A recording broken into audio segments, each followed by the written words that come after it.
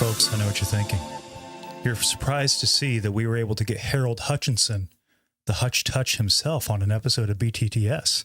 I'm sorry to disappoint you. That's actually just Seth sitting across from me, right there. Give Daddy a huggy. Welcome to BeyondtheDuneSea. My name's Konnor. And I'm Seth. Straight up, I did not know that you had the camera on me. I thought you were just talking. You're a jerk. Oh, that 5 times I had us run through that intro? No. Fake. Don't even. Yep. Don't even. Oh, we always try to pull the curtain over the eyes of the audience. This time you got me, though. Yeah, I did. Yep, I got you. Yep, you got me good. Oh, my goodness. Hey, you know what? We like to read favorite comments from time to time. We're bringing that back. My favorite comment from last week is actually my least favorite comment from... You'll see why that's a problem in a minute. It's okay. My least favorite comment from last week, and it's from @Mason.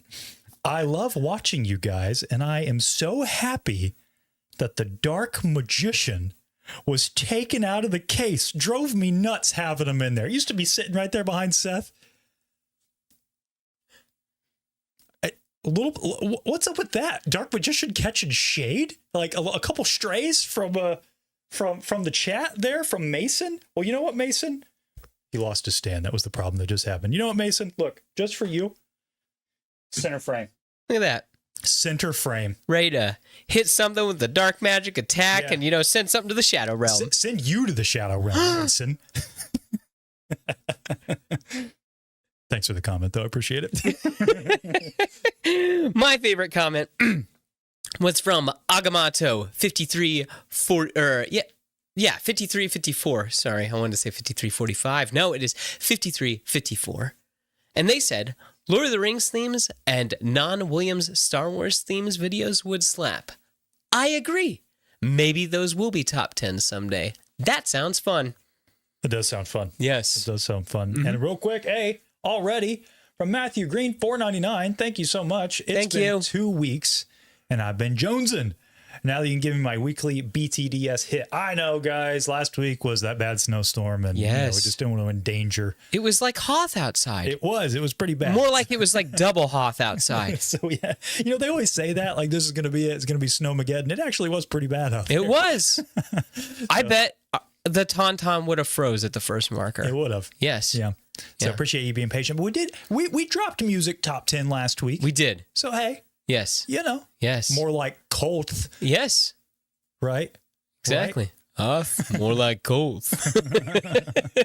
Guys, Fanboys. Do you remember Fanboys? I remember Fanboys. Yeah. The 2009 cult classic. Yes. A little bit of what I would call a love letter to Star Wars and its fandom. Especially of the time. Of the time. And speaking of the time, I want to put this at the top of the show because we're very conscious of the fact we got a lot of young viewers out there. Yes. Young Padawans watching. And even though the stuff we cover often is PG-13, just like this movie, Star Wars is a different brand of PG-13, let's say. So I just want to put a little viewer discretion up at the top. We're going to keep the show clean as we always do. But Fanboys, it's a product of its time, that 2000s era comedy. Yes. It can get a little risque. Saucy, if you will. Yeah, some language. So just be aware of that. If maybe you're not familiar with the movie and you got youngins and stuff, maybe not the best film for them to watch. Yes. And that being said, I thought it would be great to start our discussion off by showing the trailer. And in line with what I just said with the disclaimer, to keep the spirit of the show the way that we like to do it here, I cut out like a couple shots. I don't think you'll notice. I thought I did a pretty good job. I thought you did well. I was like, look at that. Yeah. But even still, I cut out a couple shots in here that maybe, even still, it's a little risque. Yes. But let's just all watch and enjoy it. Huh?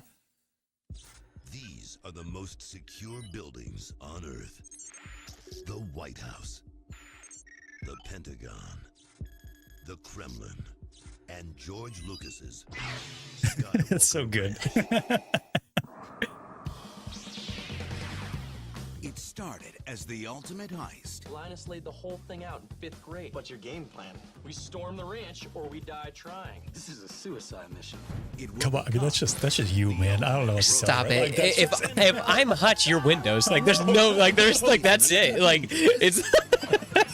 unfortunately, either that or I'm Eric. Yeah. Yeah. Nice to meet you. Harry knows the kicking window thing. It's just, like I said, product of its time. It is. It really feels like that. Early 2000s, I know this is late 2000s, but that era, I thought we got some really good comedies. Yeah. Yeah. This reminds But me also of, really pushing the envelope, though, at the exact same time. Yeah. Where it was like, let's just see how crazy we can make it. I feel like comedies nowadays are either super like posh is what the term I would use. Like they're pretty highbrow comedy. Yeah. Or they're totally degenerate. And Yeah. there's not a lot of in between. Mm-hmm. You get a lot of safe comedy too, I feel like. Yeah. This felt like it crossed an appropriate amount of lines, I would say. I don't think there's only really one joke, maybe I'll talk about it later, that I thought was like, ooh, Yeah.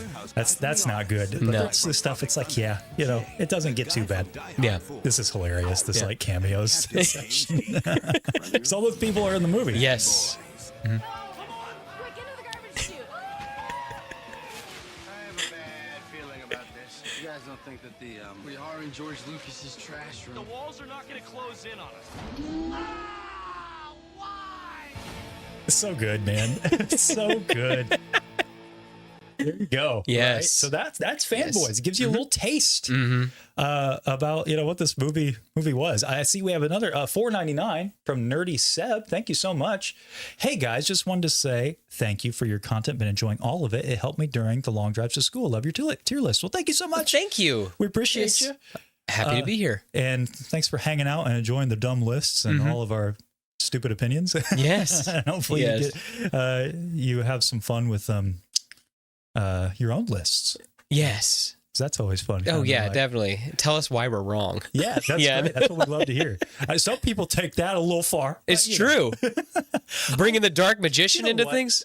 I'm sorry. Uh-oh. Give me Now- just now you- a moment. Now you done it.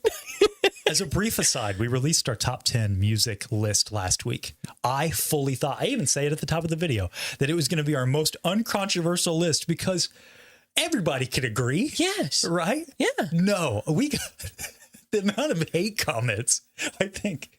I mean, nothing crazy, but like, Yeah. it was the most controversial list I think we've had in Ever. a long time. Ever. And I never would have guessed. Yeah. I really thought that'd be the one that everybody was like, nah, I'm with you guys. Yeah.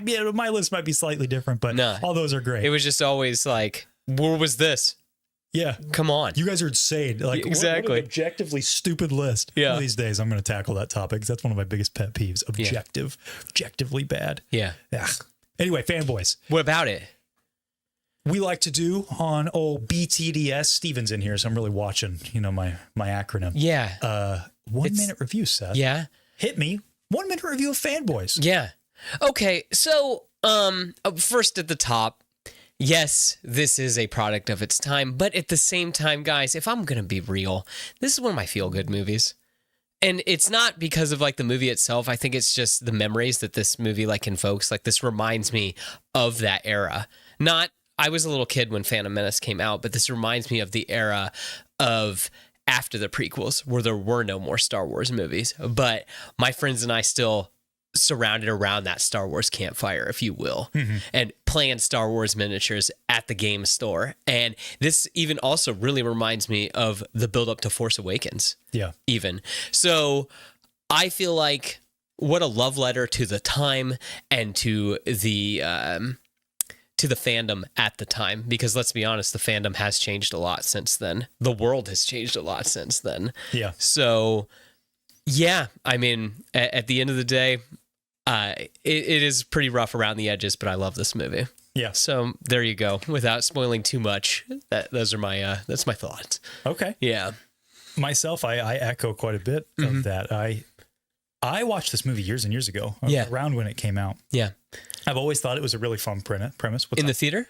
No, not in the theater. Yeah. Probably caught it on DVD. We were a big rental household. Yeah. We'd go and rent 5 or so movies every weekend and kind of get on watch them. Gotcha. They had a showing not too far from where you and I live, but I didn't get a chance to go because I had to I had an appointment, or like I had to do stuff for church, basically. Like it was like a Sunday night showing. And the group of guys that I mentioned earlier, they all got to go and they all went in their Jedi robes and stuff like nice. that. Okay. Yeah. So, well, I didn't have that experience, but I did. I remember I've seen this movie several times. It's I wouldn't call it maybe one of my feel good movies, but I've always loved it. And now watching it with the lens of kind of what we do here on Beyond the Dune Sea, I think that this movie, I'm going to make a weird comparison. It reminded me a lot of that recent Lego Star Wars series, Rebuild the Galaxy. Yeah. Which that was like a meta commentary in a very different way, like in a very kid friendly, they're taking that approach, but a commentary on the fandom, a commentary on Star Wars. And I thought that this did something very similar. I think that there are some nice themes to take away from this movie amongst the silliness and amongst the fun that we're having on this adventure with these friends, where I'm like, I really felt like, man, just how I feel when I'm sitting across from you doing the show. I feel like when I'm watching the movie, like I'm with those guys. Yeah. Like we're having fun, and Star Wars really almost fades into the background after a certain point. Like that's not why you're here. And in fact, they say that at the end of the movie. It was never about the movie. Yeah. And what's weird too is like we were joking around when the trailer was playing, but it is weird that somehow you and I kind of fit the archetypes of two of the characters that are in the movie, kind of, or like at least visually we kind of look like those guys. And it's like, man, that's weird. Yeah. So that's kind of my 1 minute is just, I think this movie has a ton of heart. It's rough around the edges. It's not perfect. No. I just liked this era of movie making, and I could really see it here. There are shots and effects, even though this isn't like a VFX movie, but there's like practical things. Like when they, in that trailer, they crash through that billboard. Yeah. And it cuts out Darth Vader's silhouette. You hear the breathing. It says, "Join the Force." Yeah. I love that kind of stuff. It's brilliant. It's really fun. Yes. I did see we had another super chat from our friend Pixel Joker with the 5 here. I'll just say it. The Falcon used in George's office is a Konnor one and not a film model. That's my only gripe with the film. I noticed that as well. It is true that sometimes you do see that it's like, oh, that's like a legit prop. And then I assume because they were claiming they were going to smash it, that's why it wasn't a real one. There's a lot of anachronisms in the movie, like when they use the Force Effects lightsaber there at the end when Jay Baruchel Windows goes up against Darth Maul. Yeah. That didn't come out until after Attack of the Clones, I don't think. No. And in Linus's bedroom, there was that tauntaun. That was from the Attack of the Clones line. Oh, okay. That blue packaging. So that was also like 2002. So it doesn't bother me. It doesn't take me out of the movie, really. You know, I mean, if there were a lot more of them, maybe it would. Well, I was gonna say, we'll get into that. We'll get into that. Yeah. Never mind. Yeah. I was gonna say that like I'm sure you know that there were several like rewrites and stuff with this movie, and things had to get changed to that there were like that there were going to be lots more anachronisms with that. Well, where it's like all of a sudden like, oh, you should have this kind of reference, like that isn't out yet, we can't talk about that. Right. Yeah, that's a good place to start with the storied history of this movie. Yes, sort of the rocky production, because there's some not good folks behind the producer role. Like how we just said that we needed to like kind of prep the review, we need to also kind of prep the history of this movie, because unfortunately there was lots of really not good people that were involved in the making of this movie. Yeah. Well, unfortunately, the Weinstein production company was involved in a lot of movies at the time, so you kind of can't get away from it. It's true. One of my favorite, by the way, little Easter eggs. I don't know if you knew this. I believe it's in The Hobbit. So Weinstein had a big big role within the production of those movies. Yes. To the movie's detriment. And so at the end, when his credit appears, because there's a bunch of sketches, it's with a troll. Yes.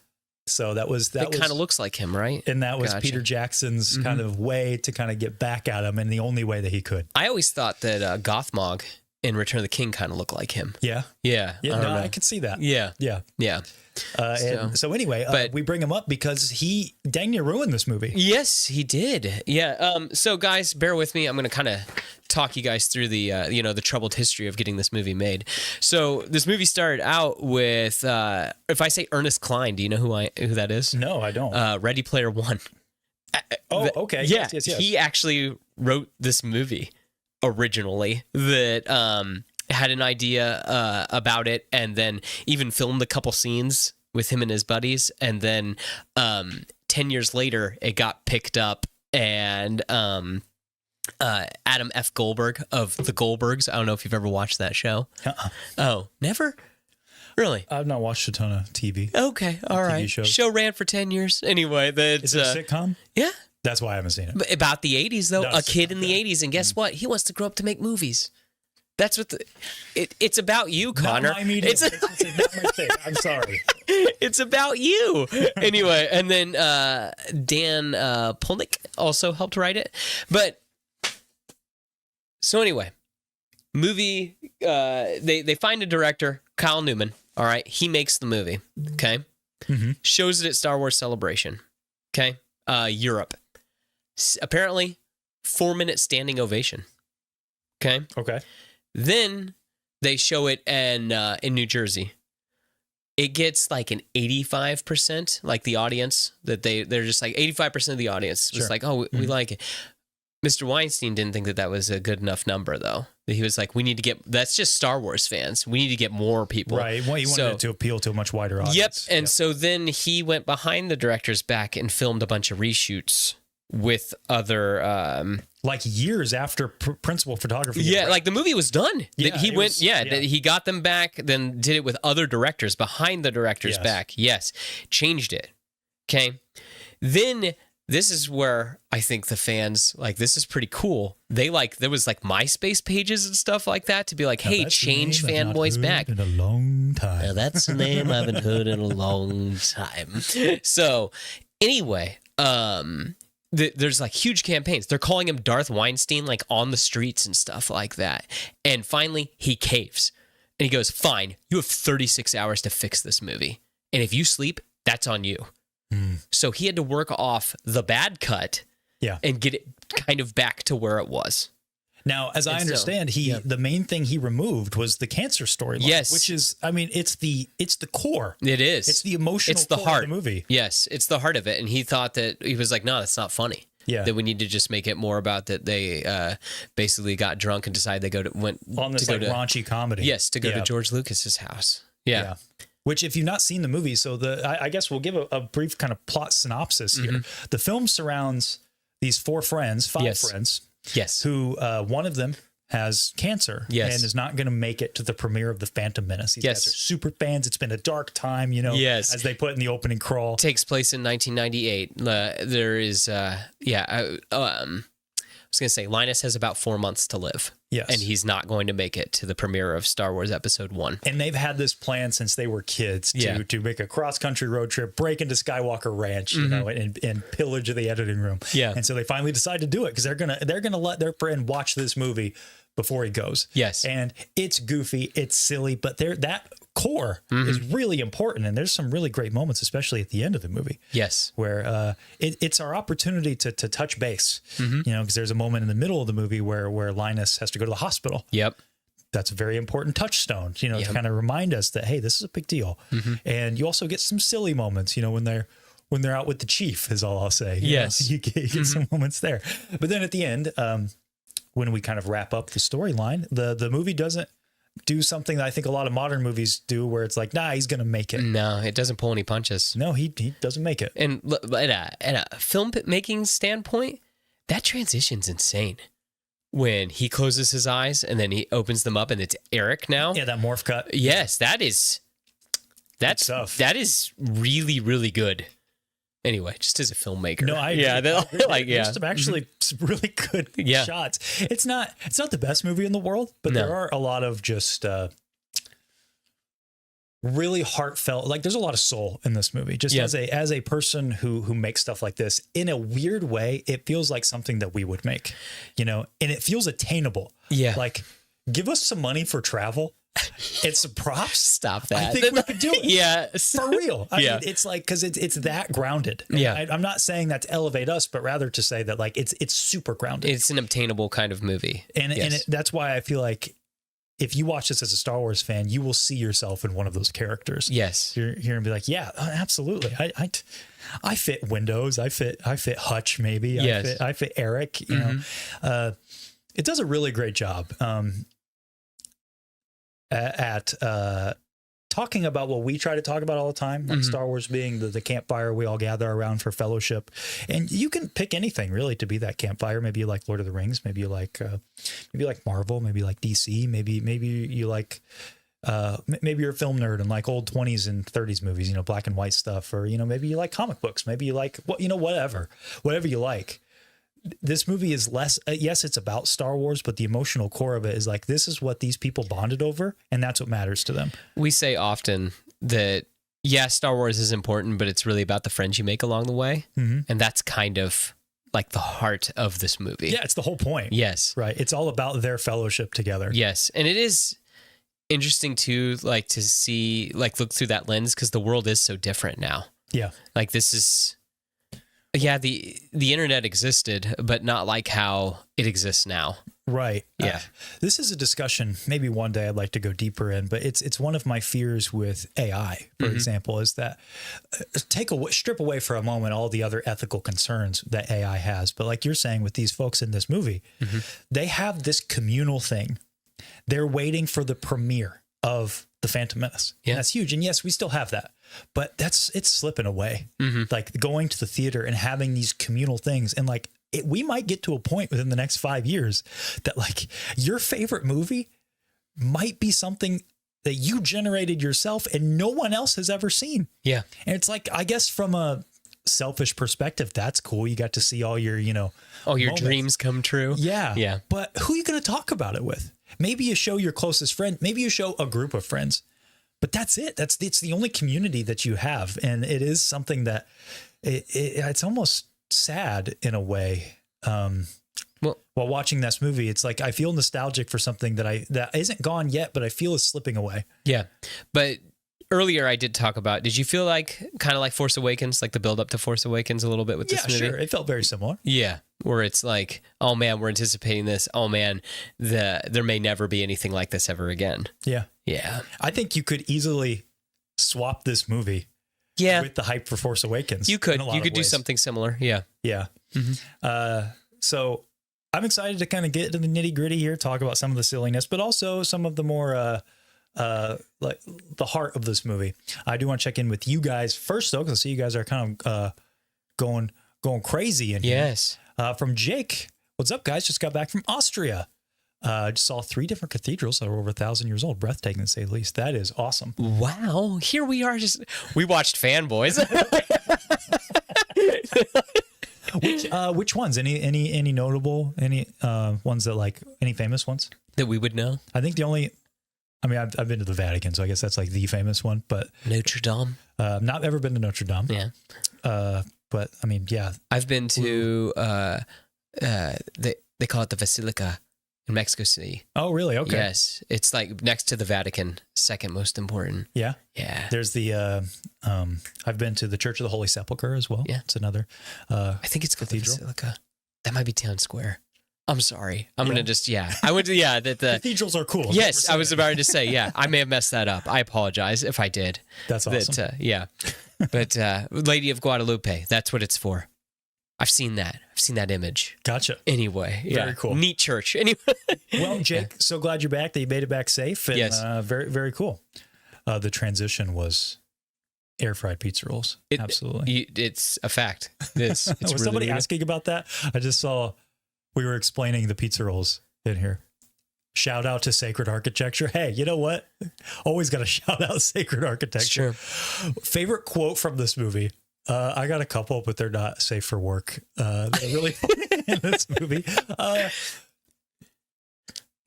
Do you have one? I probably have it written down. Hold on. I was gonna say. I mean, like the heartwarming ones. I like those. That like I really like that scene at the end with the brother where he's like, "It's the wars, baby." So that's kind of funny. I mean, I really do like how they kind of work in the Star Wars quotes. Yeah, right. But like it works really, really well. And I think too, one of my favorite running gags too would have to be the "It's a carriage house." Yeah, that part where it's like living in my mom's garage and he bites the mirror and he's like, "It's a carriage house." See, I'm looking at all my quotes, and it's all stuff I can't say on air. You can't say any of it? Not most of these. Gotcha. Okay. I am white chocolate. Got a good. Yes, giggle that out of is me. that is pretty funny. Yes. That one's pretty funny. Yeah. Yeah, some of the heartfelt ones. I really like the argument between Linus and Eric in the beginning. Yes. And he's like, "Why do you even care about this stuff?" He's like, "I do. I care." He's got the He's shirt got on. the shirt on. Yes. I really It's like that. Brilliant. It is brilliant. Is that, dude? I'll just go right into that. Like, Okay. this movie feels so real. Like, Yeah. the arguments in it feel like arguments that we've had, like on our tier list or something else. Dude, right? with that opening shot outside where they're talking about Boba Fett and the Rocketeer, and Yes, that, dude, guys, that's me. I mean, like, I hate to, like, I mean, I'm not this cool guy that you all, that, like, yeah, where it's like, I've been in Was that. there ever any doubt? Yeah, I don't know. But like, I've been in that backyard. I've been defending Boba Fett like that. And gosh darn it, man. I feel like that they have like just captured that essence of that time and of what it means to be a fan, I think. Dialogue like that is really hard, in my Yeah. opinion, to like real dialogue without making it sound like It's produced. it's produced or people are talking over each other. Because that's, I mean, heck, watch this show. That happens, right? I mean, Yes. people talk in real life. That's what happens. That's why, fun fact, the Safdie brothers, they're really good at that. Like, if you ever watch Uncut Gems, Yeah. not a comedy, but he's very good at creating anxiety because that's what he does. He writes his dialogue in that way, where like people talk over each other. But anyway, that argument where they're arguing about Luke and Leia being siblings and were they really into each other, Yeah.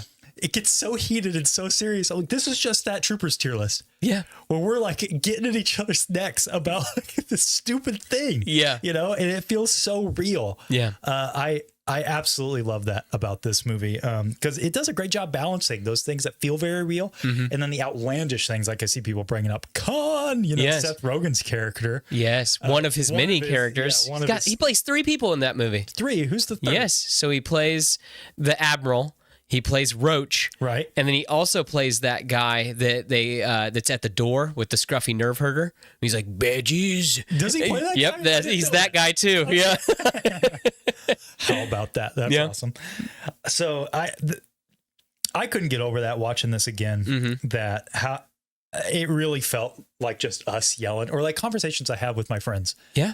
I bring up my friend Hunter a lot on the show because he's always my gauge. Yeah. You know, he hates all the Disney stuff, and so I love talking to him about Star Wars. And these are the conversations I have with him. Yeah. I could film one of those and put it in this movie, and you'd never notice. Yeah. It'd be the same thing, right? Did you have a favorite argument or a favorite moment that was like, is it that beginning talking about Boba Fett? I mean, yeah, I do like that. I'm trying to think now that like, yeah, probably I would say that it would be that, or again, that really speaks to me, the argument too with Linus and Eric at the beginning when he's like, when Eric finally just like lets it go and goes, gosh, who cares about this stuff? He goes, I do. I care about it. And he looks down at the shirt. I really feel with that too, where it's like, no, it's important. And Yeah. yeah, you just lost that, man. Like I've had that conversation too. Maybe not about Star Wars, but in other things in my life. I've had that about Star Wars. Maybe not personally, but well, every now and again we'll get a comment like on a short or something. Yeah. And I always think to myself, I'm like, why are you commenting? Like, why do you care? Yeah. What we care about. Mm-hmm. You know, it's not like we're saying, I've been seeing this a lot recently. I'll tread carefully with I see recently because there's a lot of stuff going on in the world, right? People are like, why talk about this when you could talk about that other stuff? It's like, well, you know, just because there's craziness going on in the world doesn't mean that this stuff isn't important too, you know, to talk about and create communal spaces and things like that. Yeah. Like that's important. That's kind of the point of this movie. Like I would say that your friend dying of cancer is pretty heavy stuff. Yeah. Yet we still care about this dumb stuff. Right. And like it's hard to articulate why. Why do we care? Why should I care about my dumb space wizard movie when my friend's dying of cancer? I think a lot of us can think to a aspect of their life. Maybe it's not that specifically, but man, maybe it's something going on in the world, or maybe it's something more personal. And so it's like, well, maybe you feel guilty for caring a lot about this stupid stuff. I mean, look around, you know, the room. Why do we care? Like, I think there's something a little bit more to it. And that's kind of one of the great project of the channel, is to get down to like, why does this dumb stuff mean so much? Yeah. You know, and I think the time we've got the closest to really talking about it was our Christmas video. You know, why that's important. Yeah. And why is it important to Linus? And I think it's important that Linus says that line, because he's the one who's dying. Yeah. He's the one who says that he cares so much and has to convince his friend to come along with him. Well, to come back. And it posits him as almost an authority on the matter, in a way, like an emotional authority. Yeah. It's like, if he cares, then maybe we should care. Like, he's got other stuff going on and he cares. Yeah.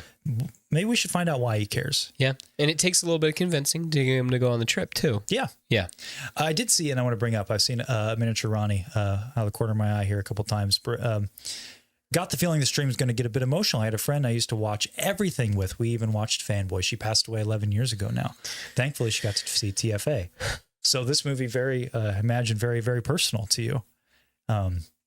And sorry about that. Yeah, I'm very sorry to hear that. That's we'll say a prayer for you. Hopefully that, I'm sure it's still a lot of healing to be done there, but yeah. Just goes to show how important these kind of stories are, though. Yeah. For folks that, you know, have stuff like this. Well, I think too at the top that, like, you know, let's say that Star Wars is kind of like a campfire.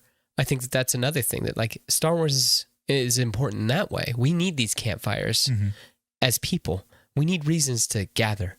Yeah. Yes. And while they can help make the hurt go away, or make you not focus as much on the pain. Yeah. Yeah. It is important. Yeah. In fact, the end of this movie is that. It is a literal campfire moment. Oh, yeah. Didn't even think about that. Yeah. I mean, they gather around the campfire at the very end of this movie, and Linus and Eric have their their closure moment. Yeah. Where they accept Linus's fate together. Yeah. And they're looking out into the campfire. And what does Linus say? He says, I'm good here. Yeah. I'm good right where I need to be. Yeah. And he also says, probably my favorite quote in the movie, to circle back to that question earlier, but said, it's not just about the movie. And really, it's not that. Yeah. You know, because yes, this is about Star Wars, but it's also not about Star Wars. Well, it's about going and seeing that movie. Yeah. Yeah. It was about getting the gang back together. It was about hanging out with your friends, literally gathering around that campfire and talking about life, man. Talking about death. Yeah. Talking about the hard stuff. Yeah. And it's nice to have something like Star Wars to jump you off at that point. Yeah. And that's what I love about this movie, and ultimately why I love that we're talking about it, because that's something that it's so beyond the Dune Sea to use that phrase. You know, it's like, can you use this as a verb or an adjective? That's like that's the whole project of the channel, you know, to get down to, is Star Wars the great myth? You know, our modern myth, is that important? Why is that important? What makes Star Wars Star Wars? And this movie tackles it in its own way. It answers the question in its own way. And I think we've all kind of come to the same conclusion that, it's about Star Wars, but it's not. Yeah. You know, Star Wars can be used to jump you off into a new, into bigger questions that you can ask later. And sometimes Star Wars asks you hard questions on its own. It's true. And in fact, to another scene in the movie I wanted to discuss with you, when we finally break into Skywalker Ranch. Yeah. There's an awesome scene where the doors open, and it's like the prop room. That's not it's like the Lucas Vault, for lack of a better term. You get Darth Vader, you know, there's an R2-D2. Everybody has a moment with a certain prop. Yeah. But the camera lingers on Eric staring at Darth Vader. Very potent for his character arc here, because he's going through what Luke's going through. You know, he doesn't want to join his father, you know, and become a car salesman. Yeah. So he looks at Darth Vader and he sees his future. And Eric comes up. Eric's looking at Linus. Oh, excuse me. Yes, thank you. Linus comes up and starts staring with him, and they have a moment. What I love is Linus has a completely different takeaway. He says, you know, I kind of respect this guy. Faced death head on, accepted his own fate. And for me, that's art. That's what art should do. You know, you have these two people that approach this story, and they walked away with their own outcomes that were very important to their own lives. Yeah. You know, Linus, being faced with death, looks at a character like Darth Vader and says, you know, maybe I can do that. Maybe I can face death with dignity. Whereas Eric looks at that statue and says, man, I don't want this for my life. Yeah. This is what's to come. And neither takeaway is wrong. You know, obviously it's very personal to each of those characters. Yeah. It's just, I love that this movie that has a lot of lewd comedy takes a couple minutes like that to say like, hey, this is what it's all about. Yeah. Man. It is interesting too that like they're looking at different points in Darth Vader's life. That Linus is really focused on the Darth Vader's ending, while Eric's really focused on all that stuff before the turn. Yeah. That he's focused more on the heel turn. It's like, no, this is my fate, is the Darth Vader part of him. But Linus is focused on the Anakin Skywalker. Yeah. Yeah. Checking in with you guys. Back to Miniaturani here. These stories do matter. My friend passed, but every time I see a new dorky movie or anime, I laugh about how much she loved or hated it. Isn't that awesome? Yeah. Like how those moments remind you. You hear that there's a quote that when someone passes, there's two deaths.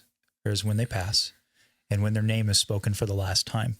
And so it's awesome that like it's like every time you watch something like that and you remember your friend gets to live on longer and longer. And I love that. I was going to say, when I watch this movie, like, does a memory come back to you when you watch this movie? I remember, I think one thing that really strikes me is when Hutch is fighting with all those little kids. Yeah. With the lightsabers. It's a little cutaway thing. Yeah.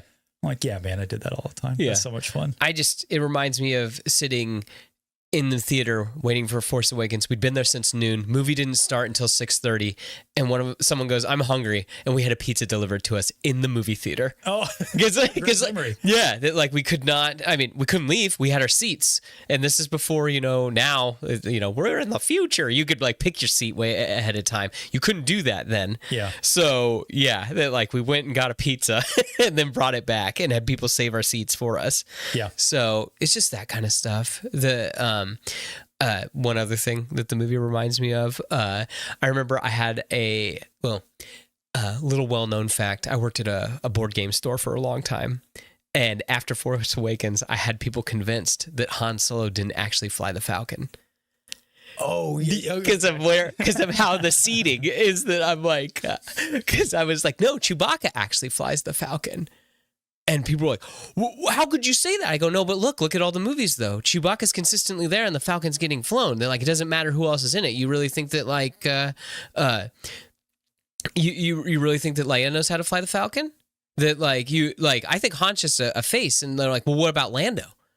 And I'm like, Nine Nub was flying it. He knows how to fly the Falcon. He's like Chewbacca. And they're like, no, that doesn't make any sense, Seth. And I go, but wait, where'd Rey sit? Does she sit in Han Solo's seat or does she sit in Chewbacca's seat? And then they're like, oh my gosh. Anyway, I just like... No, this is the kind of that would have been in the movie. Yep, that would have been in the movie. And it's that stupid stuff that like that this movie reminds me of, is that moment where I was like, you know what? I'm going to go work and I'm just going to cause total chaos because I just started thinking about this on the way home. Yeah. Where Han Solo sits in the Millennium Falcon. Like, so yeah, there you go. So no, we're getting all deep and stuff about the silly parody movie, but I see a lot of you guys are kind of echoing the sentiments, and I appreciate that. That's awesome that we all kind of have those. We all have those memories. Yeah, and I think that this movie has a way of kind of touching all of us Star Wars fans in our own way, which is really, really cool. Mm-hmm. I did see a very good question, and I need to scroll back up to it because I lost it. I apologize. Where's it at? Oh, come on. Hold on, bear with me. It's in here. There it was. Can Hutch's van be added to the vehicles tier list? It's S. S tier. It is S tier. I've seen that van. I've seen, I guess, a recreation of it. Really? It was at Star Wars Celebration. That's cool. Yes. That's a lot of fun. Yeah. That like as soon as I saw it, I was like, I know what that's from. So we only play Rush. You like Rush? I tried to get a Rush t-shirt. Yeah. Yeah. Rush reminds me of I Love You, Man. Okay. Because they play a little bit of Rush. Yeah. Today's Tom Sawyer. Yeah. No, you've seen that movie? Have you? Yeah. Okay. Gotcha. The scene. Gotcha. Yeah. I love Rush. Yeah. Yeah. Okay. I've always been a big, so like, I'd forgotten about that aspect to the movie. Yeah. So I rewatched it. I was like, oh yeah, because that was one of the endearing things to this movie when I watched it for the first time. Mm-hmm. I was like, oh heck yeah, some Rush action. Because of course I like all their classics. Limelight. I could play like most of their songs on guitar back when I played Tom Sawyer, the most famous probably. Yeah. But my dad actually had met them. And I'll tell the story he told me because it's really funny. So my dad grew up in Chicago. He's met all kinds of crazy people. And he was, I think he said he worked at a bar or something, and they played at that bar at one time, just kind of came in and played a song or two. Oh, the bar was called the Limelight. That's right. So they came in and played their song Limelight. And he said he met, I want to call him Gindy. That's his name. Getty Lee. That's the lead singer's name. And he said that he met Geddy Lee at the bar, had a couple words with him, and that was it. And he said his takeaway was that Geddy Lee was one of the ugliest mother effers he'd ever seen in his life. I remember him ending the story that way. I was like, what the heck, Dad? That's so mean. He's like, dude, you ever seen a picture of him? I was like, wow. That's it, huh? But he plays good music, right? Yeah. Yeah, there you go. The cliffhanger, like the twist ending there to that story, I always think about that when I think about Rush, because I'm like, what the heck? What a way to end the story, Dad. What'd it take, Dad? What'd it take? But my other thing with Rush is, I'm so glad somebody said it, 2112. You ever listen to 2112? I have not. So fun fact, Guitar Hero 7, Okay. when that came out, it basically follows the story of that album, because that album is a story, like the whole album. Cool. It's about like the demigod of rock finding the axe, Okay. and Okay. it's pretty sick. Like, All right. It's been a while. Google's Geddy Lee. But anyway, pretty cool story. It's been a while since I've listened to it, but the storyline of Guitar Hero 7 follows that storyline. Oh, interesting. That's a great way to put it, Schechter. Unique looking dude. Okay. Thank you. Gotcha. He's got a look. Man, Geddy Lee's going to watch this and be like, what the heck, guys? Yeah, I Catching know. a stray for the BeyondtheDuneSea true. boys. Oh, my goodness. Yes. Excellent bassist, by the way, Geddy Lee. Yeah. Just because that's a 3-person band. You know that? I didn't. I don't know a lot about Rush. I'll be Lead honest. singer. Yeah. Plays the bass. Oh. So yeah, I used to be really into classic rock. Yeah. And Rush was like in my top 3. So I would, I'd be cruising with my bike. Cause fun fact, I don't know if I've ever told this on the show. I built a custom bike when I was a kid that had a full stereo system. You'd always be, if you heard Tom Sawyer echoing, I was cruising on my chopper. Yeah. Connor's coming. That's it. Neil Peart. Thank you. I don't know why I couldn't think of his name. Maybe the best classic rock drummer of all time. Maybe. I don't know. That one guy from Def Leppard only had one arm. That's true. He's good. Yeah. That's wild. And then there's for some reason, is that a guy? The Def Leppard drummer? I thought that was a lady. Is that a guy? I don't know. I might be mixing up maybe another band. Okay. Because I'm not a big Def Leppard guy. Gotcha. But Lars, Metallica, another great drummer. Yeah. Like, have you ever tried to put together your like fantasy football team of I bands? don't know it well enough. No, I used to do it. Yeah. He's a guy. Okay, I must be mixing that up with another band. But I think I'd have like Freddie Mercury on vocals. Yeah. Probably Geddy Lee on bass. Either that or the original bassist from Metallica. I forget his name. He's passed away. Lars or Neil Peart. Probably Neil Peart on drums, and then Eddie Van Halen maybe on guitar. Yeah. Either that or man, it's been so long now. I'm like reaching into the recesses of my mind to find like nobody cares about this. I'm not talking about Fanboys, but you got Cliff Burton. That's a good yeah. Thank you. Was it Cliff? Who am I thinking? Gosh, I keep mixing up names in my head. What about Figure and Dan? It's a good point. Would I have to have Figure and Dan there on whatever he does? Yeah. I don't know, man. Mobile nodes? Yeah. What about Cy Snoodles and Max Rebo? Yeah. Yeah. There's your Star Wars band. Anyway, I'll get off this tangent because I'm not remembering any of the band members because I've been so unplugged from classic rock for so many years. You unplugged the aux cord. I did. A long time ago. I mean, I turn them on from time to time now, but I don't listen nearly to the like Boston, Metallica, Rush. Yeah. I'm trying to think of the guy who plays Cliffs of Dover because that was one of my favorites. It's a song like Eric something, maybe. Anyway, Eddie Van Halen was a favorite, or Van Hagar, if you like it when Sammy Hagar took over lead singer. But I mean, Van Halen's an all-time classic when it comes to the guitar. You a Dio fan? Dio? Yeah. It's okay. Okay. All right. Yeah. Singing about like elves and dragons and Yeah. stuff like that. Yeah. That's cool. I had a little bit of a resurgence with Ozzy when he Passed away. passed. Mhm. But as I listened, even though I felt very, I told that in that video, but a while ago. But I realized why I don't really listen to much of their music. Yeah. Some of the classic rock does get a little too satanic. Yeah. I I got you. remember being very turned off to Motley Crue because I used to like Motley Crue, but I went and saw them in concert with Kiss, Mm-hmm. and I was like, goodness, It's not for you anymore. Yeah, maybe the church ladies were right, clutching their pearls. Maybe. Anyway, back to Fanboys. Yes. Sorry, I got off on a big tangent there about classic rock. Yes. But Rush is important to this movie It because is. in the van we only play Rush. It's Rush all the time. It's one of my favorite jokes at the very end, where you have that guy, the security guard. Dan McBride. Yeah, Danny McBride. Yes. Listing off all this stuff about Hutch. He's like, humongous Rush fan. How could you possibly know that? Because you're wearing a Rush shirt. It's so good. It is good. It's so good. Yes. Thoughts on the new Mall trailer? What's your excitement? 1 out of 10. Hate to say it, 5 out of 10. I'm not super excited for it. I am. You know what gets me excited about it? The fact that I didn't know this. There was a press release for the trailer that I didn't read until a couple days ago. They brought in a bunch of glass painting. Oh, is that why it looks like that? Yeah. That's cool. So like physical, like glass painting. They like brought matte that back. painting, Mm-hmm. but on a different level. Yeah. Interesting. So I'm very excited for the production. I'm curious how that'll look like in the actual episodes. Yeah. So I think Maybe that's like really a Spider-Verse kind of layered look. Yeah. Yeah. I think that's why I gave it such a tangible feeling. Yeah. That's cool. Yeah. Yeah. I'm excited for Maroc.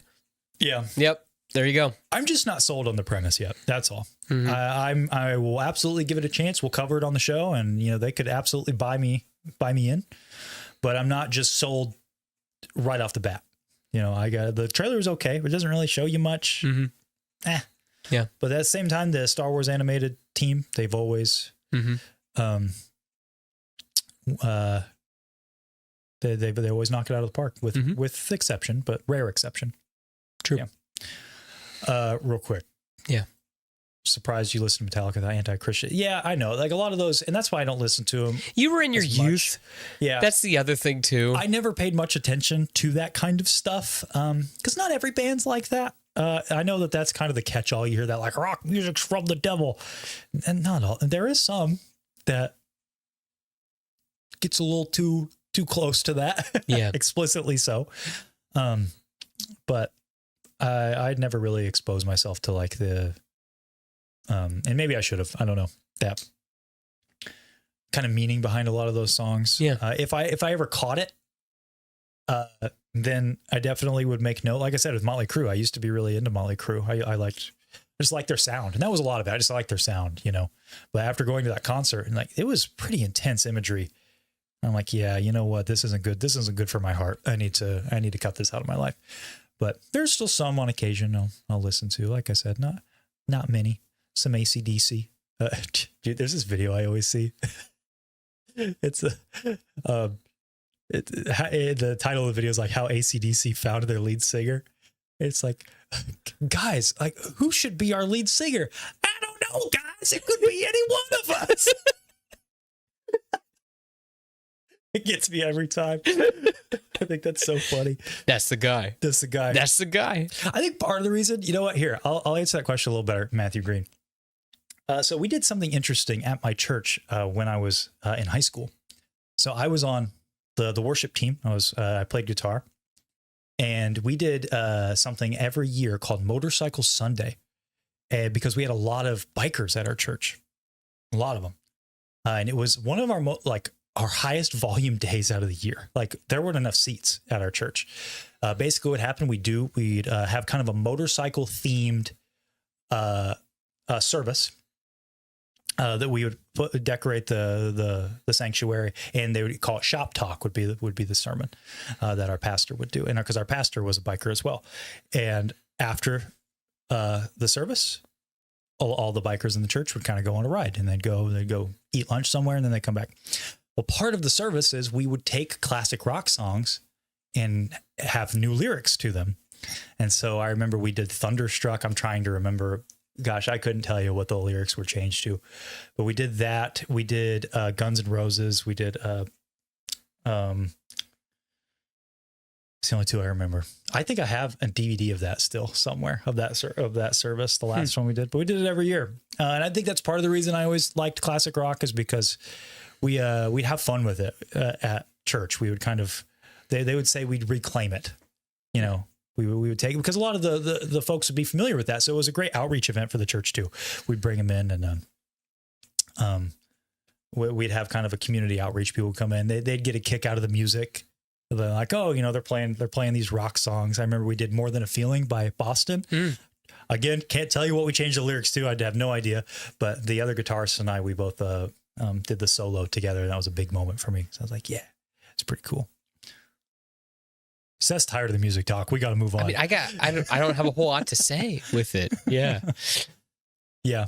Mm-hmm. Do you see that Aang in the background? There's an Aang in the background? Where? That's crazy.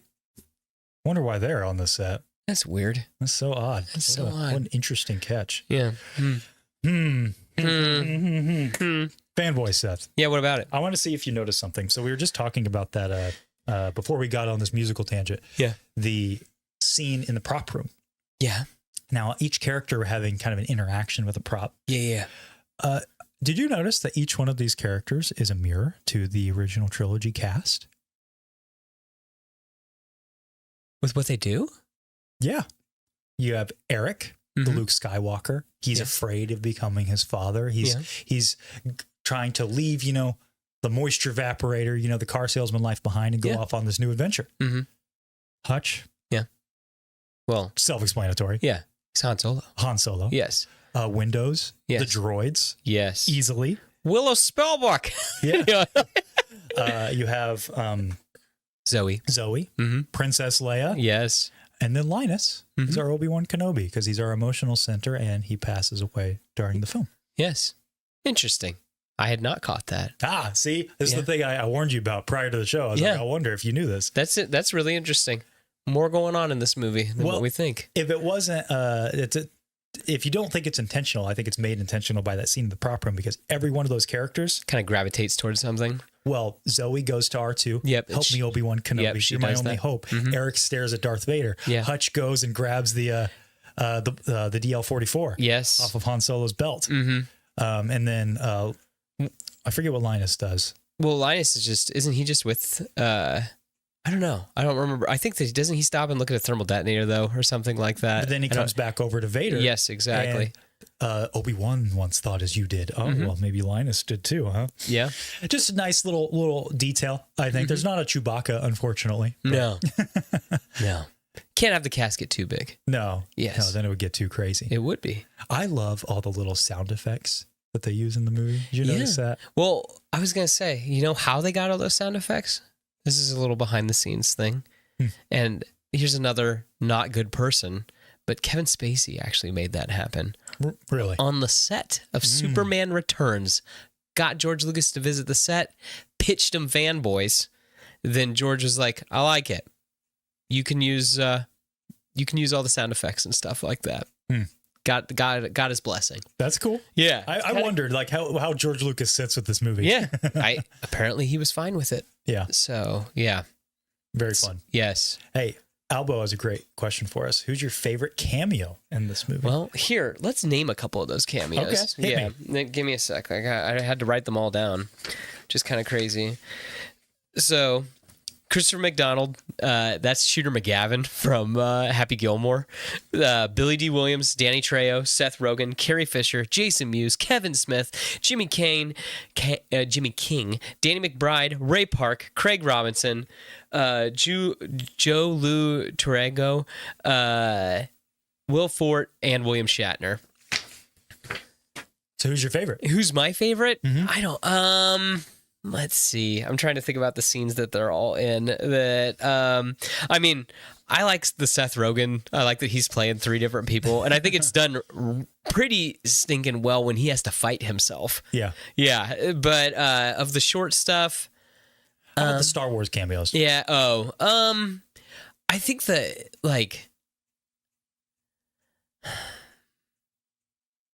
I'm trying to like, I don't know, like I think Billy D. Williams and Carrie Fisher are handled really, really well. Carrie Fisher's probably my favorite one. Yes. Because when Linus grabs her and kisses her, you know that was her idea. 100%. Well, here's the so guys, if you don't want to just listen to us kind of like talk about this movie, so there is actually in 2021 Dan Folger did Folger's Fiction Fest in 2021. It was a bunch of streams because during the pandemic and stuff like that, but it was all an online basically con. He had a panel with all these guys, and they talked about that scene. And I watched it earlier today, and it was, that was wild because, like, well, tell me about they did it. They did 12 takes of that, and it got saucier as it went. And in fact, she invited the actor who played Linus. She invited him on like to a spa retreat whenever he wanted, like if he wanted to hit her up, and left him her number. It had to be her idea. Yeah, they like, and just wild. Yeah. She was something else. Yes, Fisher. yes, she was something else. But I think that Billy D. Williams is handled very well as well. And again, of the non-Star Wars people, that Danny McBride's really funny. Like he just has great delivery. Yeah. So yeah. He Being the head of great delivery. Yes, being the head of security. Yeah. Yeah. Their uniforms are ridiculous. They are. Yes. He makes us wear the uniforms. You know, those are from THX. Yes, like the silver. Yes. Yeah. Okay. Yeah, that's fun. So much little stuff you could catch. Like, yes. A ton. Mm-hmm. Favorite joke, like just gag. I'm trying to keep it G. I was going to say, not safe for work ones. Yes, there's lots of not safe for work ones that I mean, I like the grappling hook gag. I think that's pretty funny that he finally gets to use the grappling hook, and then it's, they could just hop over the fence. I'm trying to. I mean, we already kind of talked about the billboard in the I was gonna say the carriage house is great. House is really funny. Just that running gag through the whole thing, and then finally it does become the hutch touch, which is nice. But yes, I do think the billboard is great. They are getting chased by police, and then did you catch also the little Phantom Menace line that's in there, even though it's pre-Phantom Menace? Which one? So when he hits the NOS, because they have the big red button, and what's the big red button do? It's Lightspeed, kid, and it's they hit it when they're going. Hutch screams, "It's working."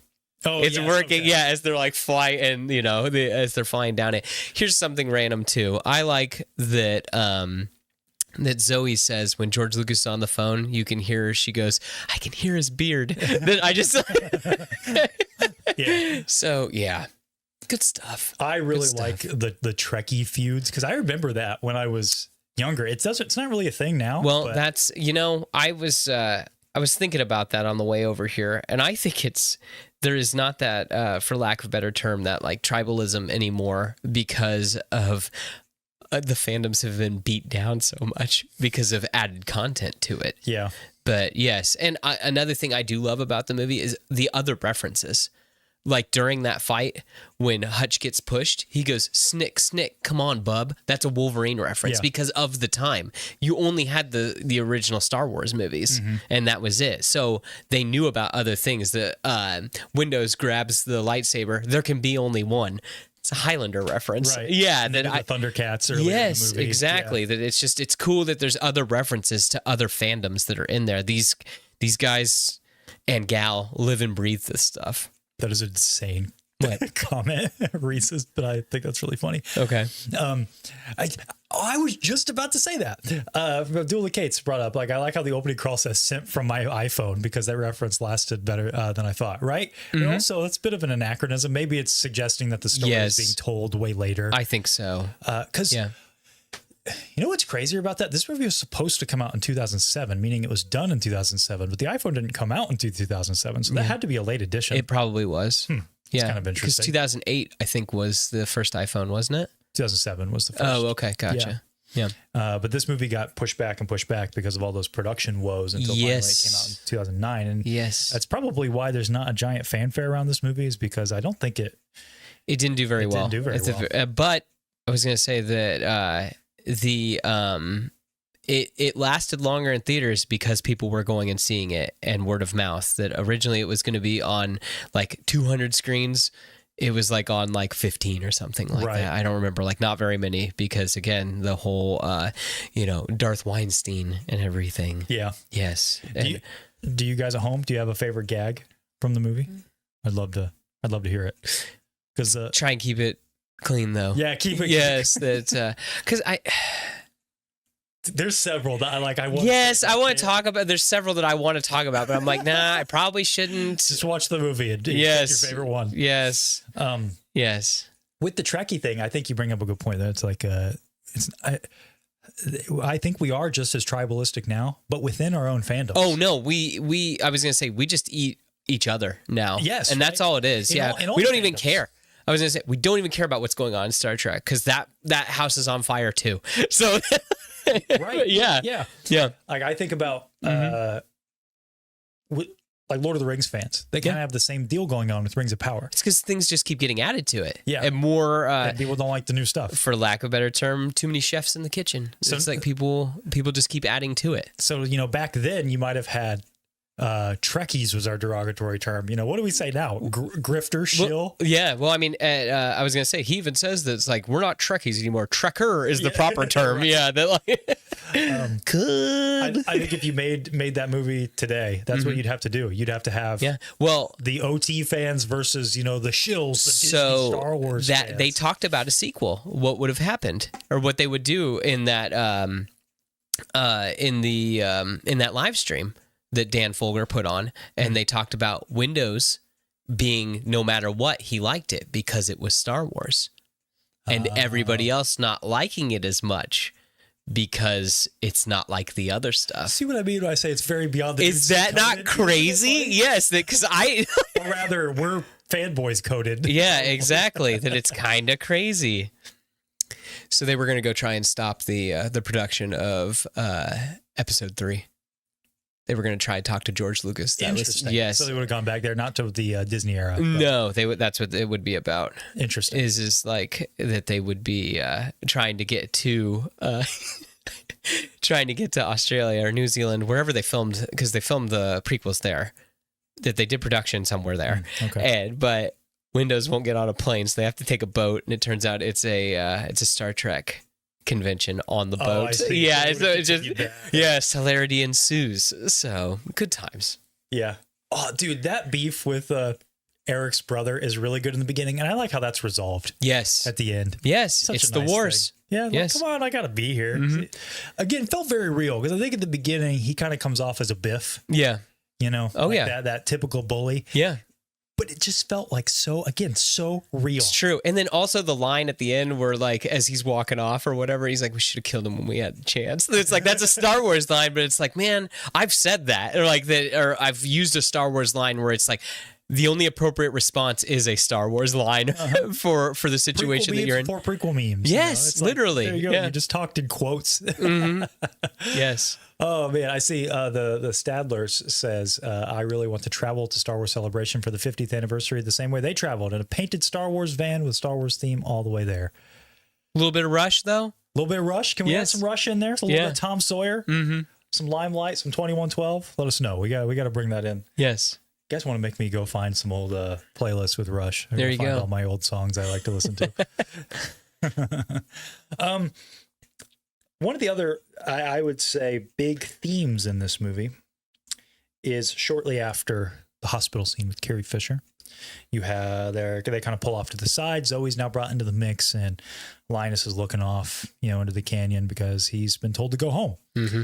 And they have a heart-to-heart with him, and Hutch says... Well, Eric's looking off, isn't he? Because his dad told him to come home. I'm sorry, yes. Right? No, never mind. You're right. Yes. I'm sorry, this isn't after the hospital. Mm-hmm. This is before that. Yeah. This was when they got arrested Yes. for jumping to light speed. Attempting to jump through light speed, and they drove through a sign. Yes, I apologize. So Eric is the one looking out, and they come up and say, "Hey, you got to have your Death Star. Find your Death Star. Find your Death Star." Yes. What another nice way to look at it. It's interesting too, because looking at it through their lens, now saving his dad or destroying the first Death Star, what is like the greater Luke Skywalker feat? It's interesting. It's what I said earlier. Like everybody has their own takeaway. They do right? have their own takeaway. So I don't know. You should ask the chat that. What's the more important thing? Well, there you go. You'll have to let us know which is Luke Skywalker's. Yeah. What is the bigger? What's the bigger Death Star moment? Or I guess Luke Skywalker moment. Yeah, Luke Skywalker his moment. greatest achievement. Yes, his greatest achievement. But even still, I think the lesson here is so nice. It's the they look at life through a Star Wars lens, as do a lot of us, and it gets back to that in a less spiritual way, as we were tackling it. We did our Christmas episode talking about myth making and the purpose of myth making, and how it can be used as a jumping off point. That's what they do. They say, "Hey, everybody needs their moment. Everybody needs their chance. Mm-hmm. What is that going to be for you?" Yeah. And I think we all can ask that, right? Whether you want to look at it through Fanboys' specific lens or look at it through your own. Yeah. What's that moment? What's that chance? And it becomes less about, and I think along the way, you'll find it's less about the Death Star and it's more about the journey along the way. To be cliche, it's not the destination, but the journey. But it really is. I mean, you learn more from the journey than you do the destination. And the people you meet along the way. Yeah. Mm-hmm. What's, do you have a Death Star, Seth? Well, I think that's kind of interesting, because I kind of have always thought, since we started the show, I think that was always kind of back in the back of my head, was a lot of the things that I have done, kind of trained me to be able to tackle this Death Star, if that makes sense. Ooh. Yeah. Yeah. That kind of echoes stuff that you've talked about to me before, where like different projects and different teams you've been on and stuff like that kind of got you ready. But why not? Talk about it as much as you want. Talk about what? Yeah. What? I mean, what? Talk about your trench run, Seth. My trench run? What was your trench run? What led you here? What led me here? I don't, I mean, gosh, I mean, I discovered Star Wars as a kid, and then like I did make like home movies with my brother when I was very young. Then I met I met some guys in high school, and along with my brother, and we filmed short films and even showed them in a local theater. Yeah, and did that for a while. That did several films, and again, all the way still liking Star Wars. I've been on other little podcasts and stuff like that, and yeah. So let me ask you: did you ever feel kind of like maybe like Eric does in the movie that you wasted your time? But prior to BeyondtheDuneSea, did you feel like you wasted your time? That those were skills or time better spent elsewhere? I think that we always have those moments, though, don't we? Like, I think that like it's funny. Like, there's peaks and valleys to life, and there's peaks and valleys to your journey. So I think that like that's a very human thing that you question yourself. I don't think that there's been very few times in my life where I'm like, I'm super sure about this. Oh, right. If that makes sense. Yeah. I get that. To bring it even more full circle, that it's I was gonna say stormy waters. Yeah. There's very few times where someone's there on the boat with you to be like, hey, be still. If you catch my drift a little bit. Yeah. So do you feel like with BeyondtheDuneSea, you've taken that shot? Maybe. And I was going to say, maybe this is our trench run. Yeah. Maybe this is I like that. Yeah. I like that. That's interesting. Mm-hmm.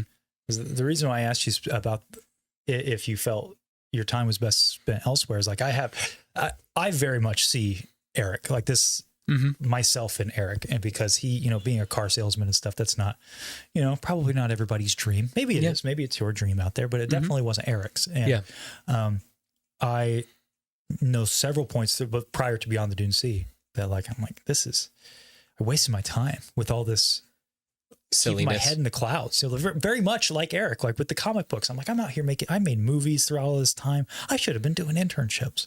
I should have been doing this. I'll be real. I think a lot about that with high school. Is I was working on my own stuff where I should have been. There's so many opportunities, and you just don't know because you're young and dumb, and you don't like go and actually research that stuff. Yeah, but like, right. there's so many opportunities, and I should have taken them, but I was just so like had tunnel vision on what I wanted to make, and I didn't care. I didn't want to be put in a box, if that makes sense. Yeah, it's the exact same. Yeah. But mine was college, and so Yeah. I felt, gosh, an extreme amount of guilt for so long because I'm like, what was I doing? I thought I could do anything. Yeah. You know, I had Dunning-Kruger effect to the max. Yeah. I thought I was invincible and could, you know, if I put my mind to it, by golly, it was gonna happen. Yeah. And I struggled with that for a long time until really BeyondtheDuneSea when we started it. Mm-hmm. And it was because all of a sudden it really, you mentioned like there are a few times in life where you feel sure. Yeah. I can count to 2 instances in the past few years of my life where I'm like, at least on this side of it. Yeah. Where I'm like, nah, this is what I feel very strongly. This is what the Lord wants from me. And it was not long after we started BeyondtheDuneSea. It was like all of a sudden, all that time I spent with filmmaking mattered. Yeah. All of a sudden, all that time I spent taking pictures of toys on my desk mattered. And it mattered for a reason I never would have expected. Mm-hmm. You know, all of a sudden, all that mattered. Yeah. And I do feel like we're still, for me personally, we're still in the trench run right now. We're still learning. We don't know what we're doing. Yeah. We're hoping Han comes and bails us out. And I'm hoping one day though, I'm waiting for that whisper Mm-hmm. that we can take the shot. Oh yeah. You know, Yes. but I feel Use the Force. I was pretty sure that this was the right call. Yeah. You know, and the second time was relatively recently. I think I've mentioned on the show. I had some changes in my life, you know, these past couple months, and there was a period of time where I was like, do I do the show? Do I continue doing the show? Is that it? You know, is this still my Death Star, or do I need to Reevaluate. turn my X-wing up and get out of the trench? Yeah. And it was a consideration, you know, and it was funny because it was like, as soon as I had voiced those concerns to you and a couple other folks in my life, I got 3 messages. It's funny how thing comes in 3. It's a very biblical number. Yeah. You know, got 3 messages from you guys at home. And the most important one came on Instagram. It was an individual who sent me a message and said, "Hey, I don't even know why I'm sending you this message, but I felt called to, I felt God was calling me to tell you guys how much what you guys do means to me." And it was just, which already, that's just insane. It's like, we just sit here and just jabber on about dumb stuff. Yeah. Sometimes a deep conversation here and there, but just when that came in, you know, that's when I needed it. Mm-hmm. And it was like, and the fact that guy said, I felt that God was telling me to contact you guys. And there were several moments since then, up until now, I would say, very, praise the Lord. A lot of those things have been resolved. And I can definitely feel like that was God's hand on my life. And so like, I look at that as, yeah, I still think this is my Death Star. You know, I still think I'm in the trenches. I don't know that we fired the shots yet. But maybe one day. It's a long trench. Long trench. Yeah.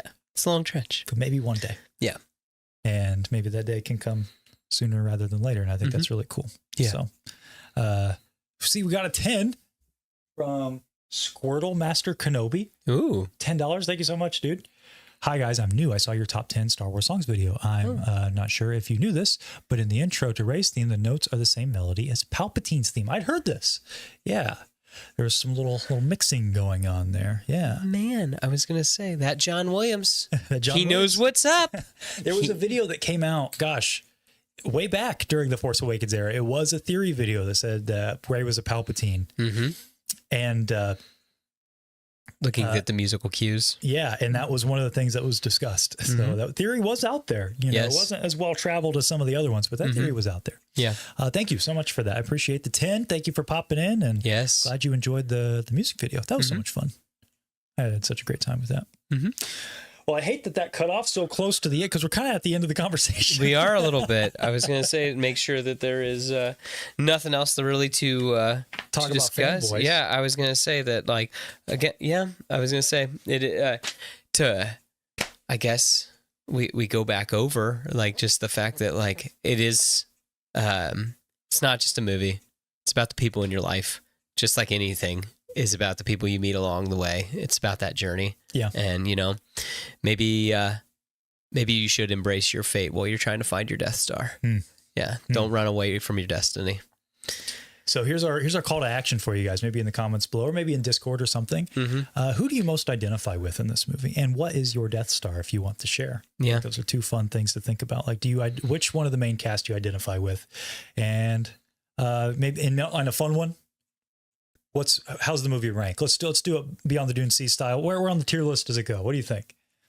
Probably a B tier for being real. You know, like maybe around there. Yeah.